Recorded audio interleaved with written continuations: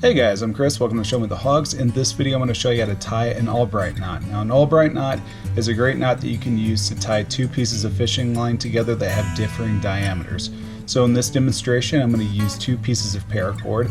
This yellow paracord I've got right here is going to be used as my thicker fishing line, and this orange paracord is going to be the thinner fishing line. So if you're going to tie an ALBRIGHT knot, what you'll do is you want to double over the thicker fishing line like this, creating a loop. And then you're going to take your thinner fishing line, you're going to thread it through that loop, and for this demonstration I'm going to take a pretty good healthy amount.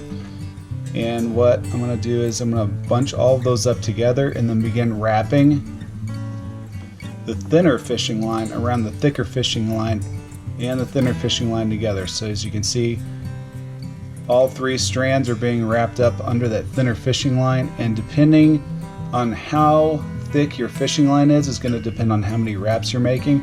So if you're using thinner fishing line, you might want to make more wraps to make sure it's good and secure. If you're using thicker fishing line, probably won't have to make as many wraps. So after you've made all the wraps you're going to make for this demonstration, I think I've made about 6 or 7.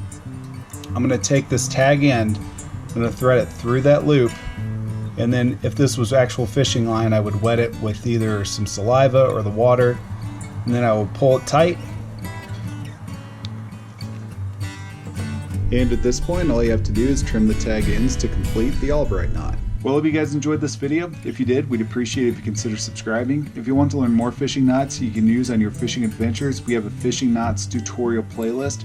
Click the thumbnail on the lower left-hand side of the screen to check that out. We hope to see you in the next video, but until then, get out there, put a line in the water, because we were made to fish.